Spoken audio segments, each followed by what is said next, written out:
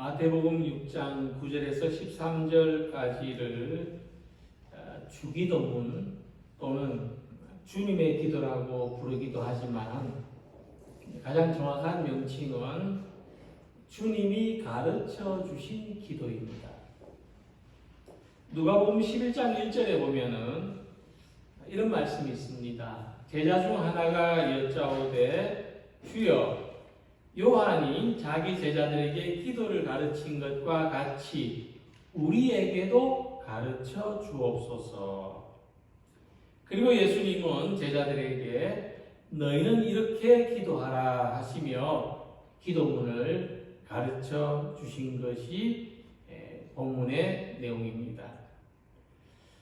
이 주기도문은 예수님께서 제자들에게 직접 가르쳐 주신 기도문이다. 우리들에게 너희는 이렇게 기도하라고 가르쳐 주신 기도문이라는 점에서 가장 권위 있는 기도로 알려져 있습니다.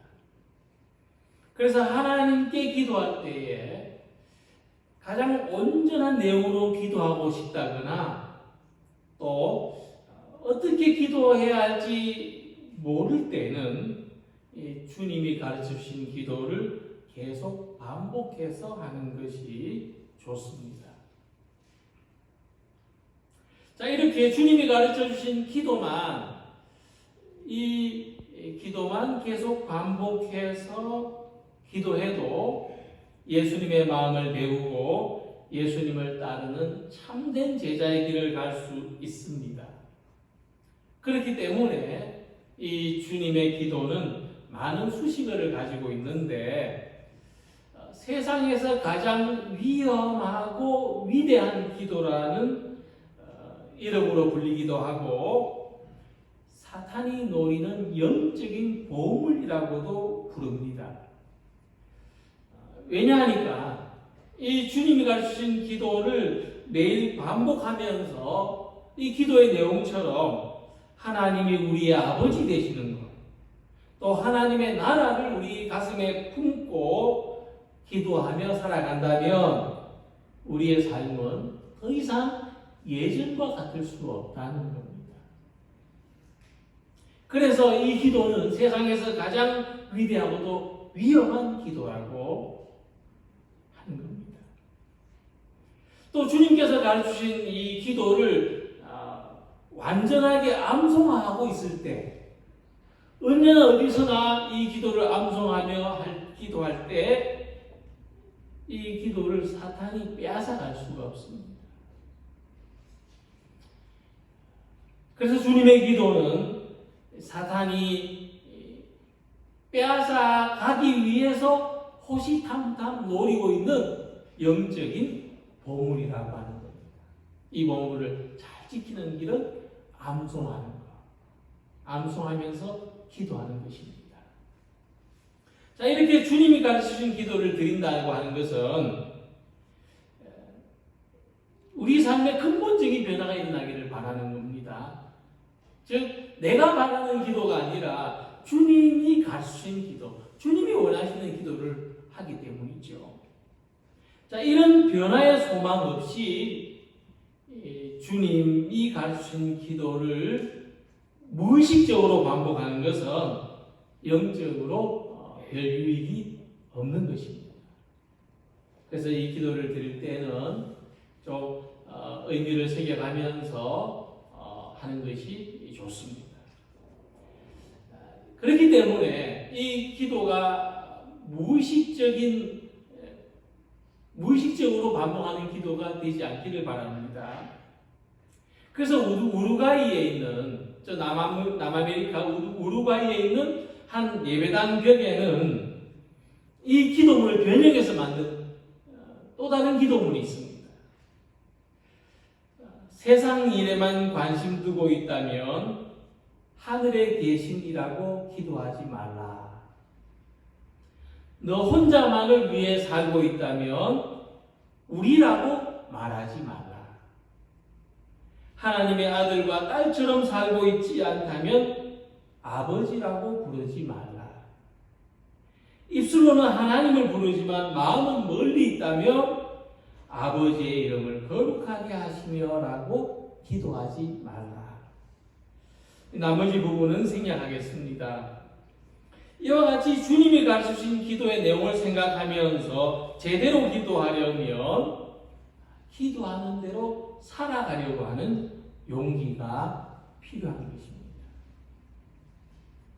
예전에 라디오 방송을 들으려면 전원을 켠 다음에 다이얼을 돌려서 원하는 방송의 주파수에 정확하게 맞추어야만 들을 수가 있었습니다. 이것이 우리는 하나님의 주파수에 하나님의 뜻에 우리 마음이 일치되도록 조율해야 올바르게 기도할 수 있고 주님의 응답을 선명하게 들을 수가 있는 것입니다. 그래서 우리는 주님이 가르쳐주신 기도에다가 우리가 가진 지식과 감정과 의지의 주파수를 맞출 수 있기를 바랍니다.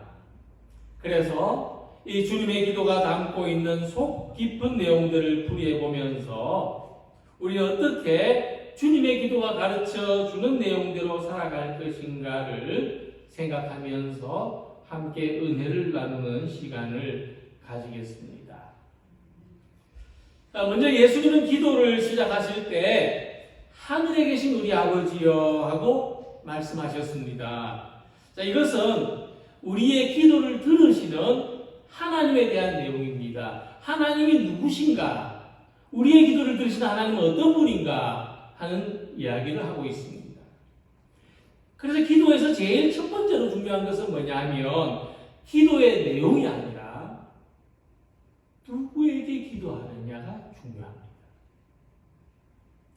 가끔 일상생활에 불편한 문제를 해결하기 위해서 상담센터, 서비스센터에 전화를 할 때가 있습니다. 같은 경험을 해보신 적이 있는지 모르겠는데 원하는 상담을 하기 위해서 상당히 복잡한 과정을 거쳐야 됩니다. 몇 번을 누르세요. 뭐는 몇 번, 뭐는 몇 번, 뭐는 몇 번. 잘못 누르면 다시 처음으로 돌아갑니다. 그래서 안내하는 방송을 따라서 겨우 어렵게 해당 부서를 찾다가 보면은 이런 메시지가 나옵니다. 잘못 누르셨습니다. 또 몇 번을 눌러야 하는지 머뭇거리다 보면은 입력 시간이 초과되어 처음부터 다시 시작해 주시기 바랍니다. 겨우 어렵게 연결된 전화가 끊어져 버립니다. 자, 많은 사람이 어떤 문제가 있을 때 아무나 붙잡고 사연을 말하지 않습니다. 이 문제는 누구를 찾아가야 되는가, 누구한테 이야기해야 되는가를 생각합니다. 이같이 우리는 기도의 내용만 가지고서는 그것이 올바른 기도인지 아닌지를 알 수가 없습니다. 무엇을 기도하느냐보다도 누구에게 기도하느냐가 더 중요한 겁니다. 기도의 내용보다도 기도를 들으시는 분이 더 중요한 겁니다. 자, 그럼 우리는 누구에게 기도를 해야 됩니까? 우리는 누구에게 기도를 해야 잘 들어주시겠습니까? 바로 그분이 하늘에 계신 우리 아버지입니다. 우리는 말인지 모르겠는데 우리 속담에 절 모르고 시주한다는 말이 있죠. 절 모르고 시주하면 안 되죠.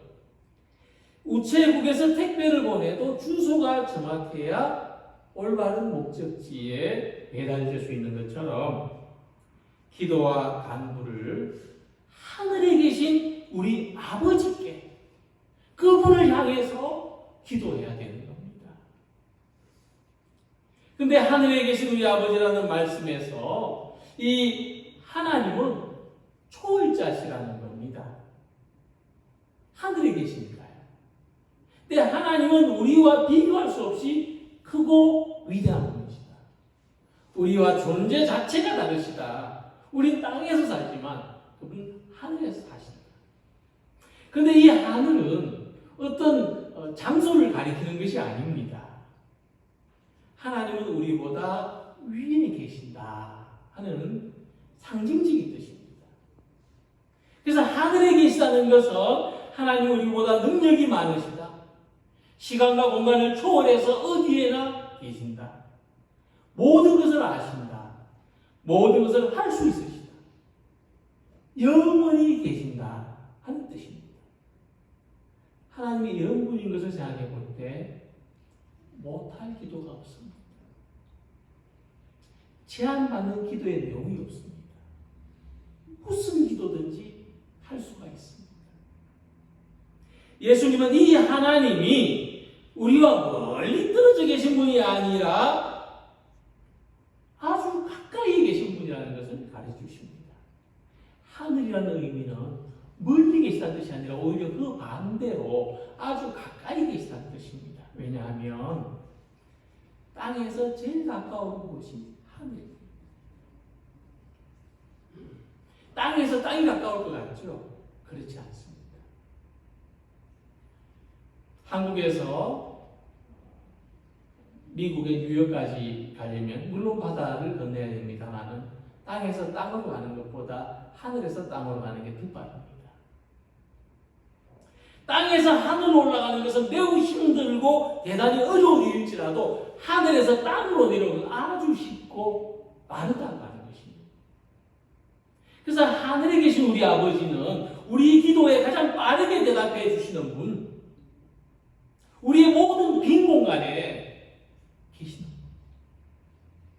분. 사람을 어떤 통에 넣고 진공 상태로 만들지 않는 이상 우리가 있는 모든 곳, 우리 주변이 옆이 하늘입니다. 그분, 나와 아주 가까이 계십니다. 그것을 알고 어떤 곳에서나 어떤 문제 속에서도 하나님의 이름 앞에서 기도하는 우리 성도님들이 되시기를 소망합니다. 자, 그런데 말씀드린 것처럼 하나님이 하늘에 계시다고 해서 우리와 멀리 떨어진 곳에 계시다거나 나하고 관계가 없으시다는 뜻이 아닙니다. 자, 어떤 아버지가 있는데 능력이 많고 실력 있고 자상합니다. 그래도 옆집의 아버지라면 나하고 아무 상관이 없는 것입니다. 그래서 예수님은 우리의 기도와 간구를 들으시는 하나님을 우리 아버지라고 말씀하셨습니다. 우리 아버지. 자, 복음서를 보면 예수님은 하나님을 부르실 때에 아버지라는 호칭을 자주 사용하셨는데 하나님이라는 호칭보다 아버지라는 호칭을 더 많이 쓰셨습니다. 마태복음에서 찾아보면 예수님은 하나님이라고 하는 호칭을 39번 사용하셨습니다. 그런데 하나님을 아버지라고 부르신 호칭은 49번 사용하십니다. 그러니까 예수님은 하나님이라고 부르기보다 아버지라고 부르기를 더 좋아하셨습니다. 이것은 예수님께서 하나님을 얼마나 가까운 분으로 생각했는지를 잘 알 수가 있습니다. 하나님을 멀리 계시다 생각하지 말고 우리와 아주 가까이 계신 아버지처럼 여기며 기도하라는 말씀입니다. 자, 그래서 하나님은 우리들에게 가장 바람직하고 가장 이상적인 아버지십니다. 자, 그렇다면 우리들에게 우리 경험에 물론 우리는 하나아버지만 계십니다만은 그럼 우리 경험에 이상적이고 바람직한 아버지는 어떤 존재이신가? 가장 이상적이고 가장 바람직한 아버지는 어떤 존재여야 되겠습니까? 평상시에는 친구처럼 곁에 있다가 문제가 생기면 끝까지 보호해주고 책임져주는 존재. 그런 아버지가 아니겠습니까? 그래서 이사야 46장 4절에 하나님이 이렇게 말씀하십니다. 너희가 노년에 이르기까지 내가 그리하겠고 백발이 되기까지 내가 너희를 품을 것이라. 내가 지었은즉 내가 업을 것이고 내가 품고 구하여 내리라. 그러니까 사람이 아버지가 되었다고 해서 다 이렇게 해줄 수 있는 것은 아닙니다. 만약 우리가 이 좋은 아버지 역할을 잘 배우거나 잘 본받지 못했다면 더욱 그럴 것입니다. 또 우리가 좋은 아버지가 되고 싶은 마음이 있다고 해도 우리 능력에는 한계가 있기 때문에 이상적이라고는 부르기에 부족할지도 모릅니다. 그러나 하늘에 계신 우리 아버지는 우리와 함께 우리의 곁에서 끝까지 보호해 주시고 책임져 주십니다. 예수님이 하나님을 아버지라고 더 자주 부르신 것은 바로 하나님에 대한 이 믿음을 가지고 계시기 때문입니다. 하나님은 끝까지 책임져 주신다. 내가 백발이 되었어도 하나님은 나의 아버지, 나를 책임져 주시는 분이시다. 우리 모두가 하나님 아버지로부터 생겨났습니다. 누가복음의 족보에서 거슬러 올라갑니다. 우리의 조상을 거슬러 올라갑니다. 그래서 올라가다 보니까 에노스 위에 에노스를 낳은 셋이 있고 셋 위에는 셋을 낳은 아담이 있고 처음 사람 아담 위에는 아담을 만드신 하나님이 계십니다. 그 위에는 에노스요, 그 위는 셋이요, 그 위는 아담이요, 그 위는 하나님이십니다. 이같이 우리를 세상에 있게 하신 하나님 아버지는 무책임하지 않으십니다. 육신의 부모도 할 수 있는 한 자녀를 끝까지 책임져 주려는 마음이 있습니다. 그러면 하늘에 계신 우리 아버지는 어떠하겠습니까? 육신의 아버지로부터는 완전한 사랑을 경험하지 못한 우리들일지라도 하나님 아버지로부터는 완전한 사랑을 경험할 수가 있는 것입니다. 비록 지금 우리의 삶이나 환경은 완전하지 못할지라도 우리의 아버지이신 하나님을 믿음으로 말미암아 하나님 아버지의 완전한 사랑을 알고 그 사랑 안에서 살아가기를 소망하는 모든 성도들이 되시기를 바랍니다. 그래서 하나님은 우리 모두의 아버지이시고 우리 모두가 하나님의 자녀입니다. 그래서 예수님의 기도는 나의 입장에서 드리는 기도가 아니라 우리 모두의 입장에서 드리는 기도가 계속 이어집니다. 우리라고 하는 입장에서 기도하라는 말씀이죠. 그래서 우리에게 일용할 양식을 주옵소서, 우리에게 잘못한 사람을 용서하게 하소서, 우리를 시험에 들게 하지 마소서, 우리를 악에서 구하소서. 예수님이 주신 기도는 물론 나를 위하여 구하는 기도이면서도 우리 모두를 위하여 구하는 기도라는 말씀입니다. 예수님은 요한복음 17장에서 우리를 위해서, 우리 모두를 위해서 이렇게 기도하셨습니다. 거룩하신 아버지여, 내게 주신 아버지의 이름으로 그들을 보전하사 우리와 같이 그들도 하나가 되게 하옵소서. 자, 여기서 우리라고 하는 의미를 생각해 봅니다. 그럼 우리라고 하는 게 뭐냐? 예수님은 하나님과 예수님 자신을 우리라고 표현하셨습니다. 그렇죠? 여기에서 우리는 하나님과 예수님입니다. 우리. 이처럼 하나님을 믿는 각 사람들도 하나님과 예수님과 그리고 나. 이래서 우리가 되도록 이 우리라는 울타리 안에 있도록 기도하신 것입니다. 그래서 하나님이 우리 아버지시라는 것은 이와 같은 의미입니다. 하나님과 예수님과 나가 우리가 되는 것이고, 이런 우리들이 모여서 또한 우리가 되는 것입니다. 그 울타리 안에 어느 한 사람도 빠지지 않도록, 하나님과 예수님과 나와의 이 관계에서 어느 한 사람도 빠지지 않도록, 그리고 이 온전한 사랑 안에서 더불어 살아가기를 소망하는 우리 모두가 되시기를 기원합니다. 그래서 하늘에 계신 우리 아버지라고 하는 이 짤막한 이 부름은 우리의 기도가 희망 있는 기도라는 것을 말해줍니다. 우리가 어떤 기도를 하든지 거기에 희망이 있습니다. 그러니까 아무리 힘이 있고 능력이 있고 권세가 있고 해도 나하고 아무 상관이 없다면, 우리의 기도를 들으시는 하나님이 나하고 아무 상관이 없다면 우리는 기도할 희망이 없는 거죠. 어떤 기도를 해도 어떤 희망을 가질 수가 없습니다. 그런데 무한한 능력을 가지신 하나님, 모르시는 것이 없어요. 안 계신 곳이 없고 영원하신 분이 우리를 끝까지 책임져 주시는 아버지라고 하는 사실이 우리에게는 희망입니다. 자녀가 우리한테 뭔가를 구할 때 합리적이고 탁월해서 들어줍니까?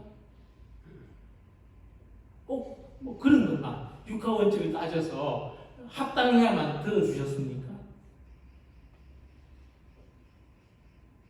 쫄르니까. 그죠? 이 앞뒤가 안 맞아도 쫄르면은 들어줄 수밖에 없지 않습니까? 무슨 말이냐면, 자녀의 요청을 부모가 들어주는 것은 내용이 훌륭해서가 아니라 관계이기 때문에, 내 자녀이기 때문에 들어주는 거예요. 이 관계는 관계. 그래서 무슨 내용을 말하느냐보다도 누가 말하느냐가 중요한 겁니다. 그게 우리라는 거죠. 하나님의 자녀입니다. 내 기도가 합리적이거나 탁월한 기도가 아니라 할지라도 내가 구하기 때문에, 하나님 내가 기도합니다. 그렇기 때문에 하나님은 들어주실 수밖에 없는 거죠. 예수님 말씀하시기를 너희가 악한 자라도 좋은 것으로 자식에게 줄 알거든. 하물며 하늘에 계신 너희 아버지께서 구하는 자에게 좋은 것으로 주시지 않겠느냐. 자, 우리의 기도에 희망이 있다는 것은 하나님이 우리 기도를 들으시기 때문입니다. 그리고 우리가 하나님의 사랑하시는 자녀이기 때문입니다.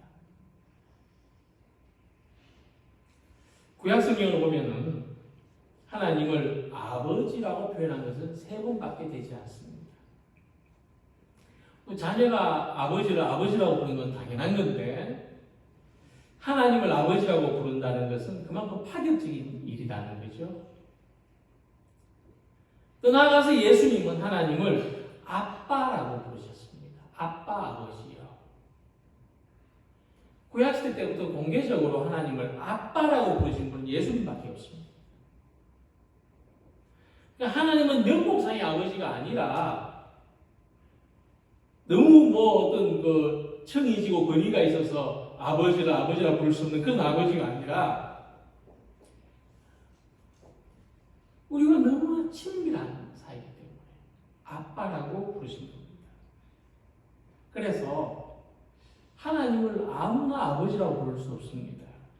그것은 하나님과 우리 사이에 절대적인 신뢰가 있어야만, 즉 내가 하나님을 절대적으로 신뢰해야만 하나님을 아버지라고 부를 수 있고 아빠라고 부를 수 있습니다.